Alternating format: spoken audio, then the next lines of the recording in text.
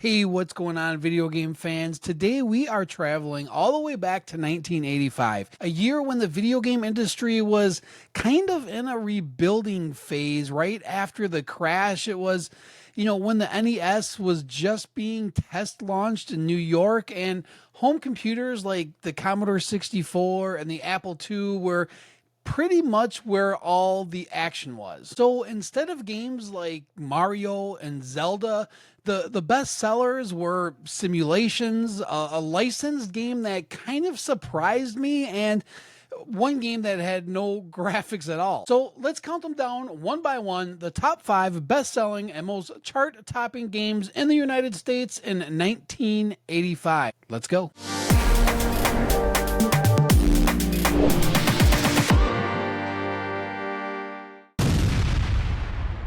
So, number 5 on the list started as a movie and quickly became one of the hottest games of the year. I was honestly kind of surprised by this because it's a game that I've played and I'm really not that fond of. You spent half of your time managing car upgrades and the other half busting things that go bump in the night. The game was designed by David Crane, and if that name sounds familiar, it's because he designed really good games like Pitfall. This one also went across multiple platforms like the Commodore 64, the Atari, the Apple II, and even later did get an NES port and even a Sega Master System port as well. It's kind of a mixed business sim. You buy equipment, manage money with action sequences, catching ghosts. A lot of people bought this game. Personally, I wouldn't consider it a good licensed game, but thanks to the popularity of the movie, I think that's what really made the sales for this one. And of course, we're talking about Ghostbusters.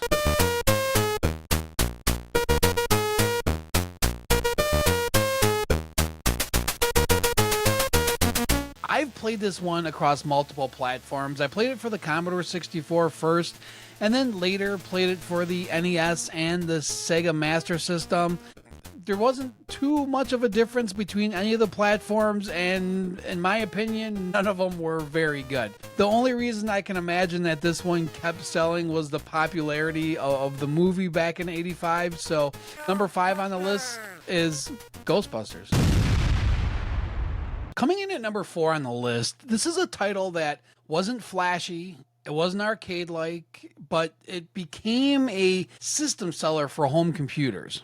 It was less about winning and more about actual flying from the comfort of your desk. And for some players, it was a reason to buy a Commodore 64 or an Apple II in the first place. The game simulated real-world instruments, flight models, and even air traffic environments. This one was considered the benchmark program to test a computer's graphics and performance, and it constantly charted top 10 across computer entertainment. Created by Bruce Artwick, later sold to Microsoft, eventually evolving into the Microsoft Flight Simulator franchise, we are talking about Flight Simulator 2.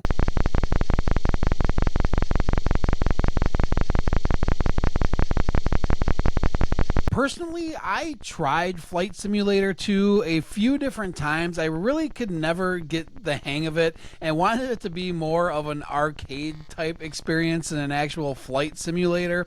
I was fascinated with it for the short amount of time that I played it, but yeah, just for me, I couldn't get myself into it. This thing has obviously been around forever at this point and still sold today, so yeah, coming in at number 4, Flight Simulator 2.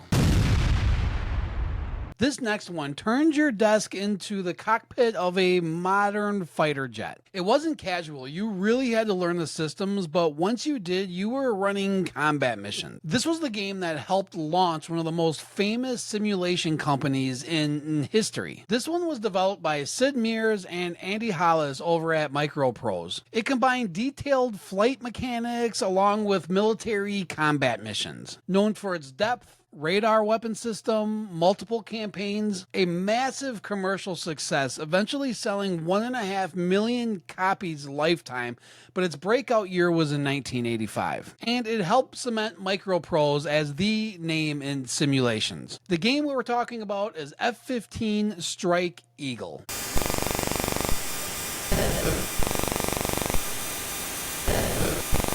The flight sim that proved that serious, realistic games could be bestsellers.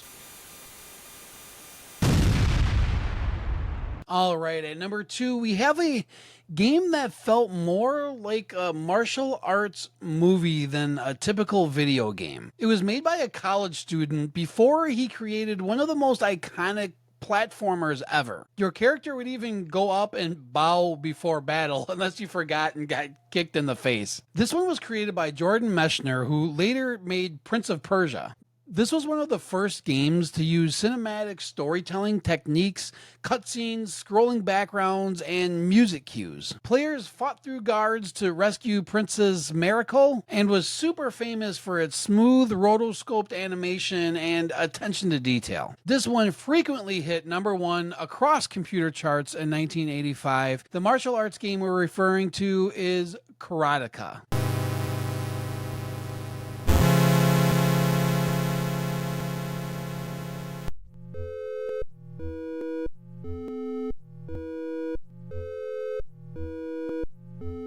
It was a game that made you feel like you were starring in your own kung fu film. I remember playing this back in the day and falling in love with it. When I was a kid, especially like 1985, I was big into karate. Especially after watching movies like The Karate Kid in 1984. It was kind of a time of every young boy being super into martial arts. And I just absolutely loved the animation in this one too. It was one of the few at the time that had that really smooth animation and just really looked different from what other games were doing at the time. So there you have it. Number 2 on the list, Karateka. So now this last one wasn't about graphics at all. In fact, there were no graphics. It was all text-based. It made you laugh, though. It made you cry. It sometimes wanted to make you rage quit with the difficulty of some of these puzzles. It's based on a sci-fi comedy book that was already a cult classic. The puzzles could be super brutal, and some players swore they were impossible without included hints. This one was written by Douglas Adams himself, along with Infocom's Steve Meretzky. Had infamously difficult puzzles like the Babelfish puzzle, and it sold 166,000 copies in 1985 alone, Infocom's biggest hit. And it proved that interactive fiction could be a mainstream hit, not just a niche genre. So topping the charts in 1985 was The Hitchhiker's Guide to the Galaxy, Infocom's funniest, hardest, and best-selling text adventure. The Hitchhiker's Guide to the Galaxy is a game that I did try a handful of times, but being only 10 years old at the time, it didn't really sit all that well with me. But today I am a huge fan of point-and-click adventure games, love puzzle games. In fact, my daughter and I even stream mainly puzzle games every Sunday night, which without The Hitchhiker's Guide to the Galaxy, I don't know that we'd have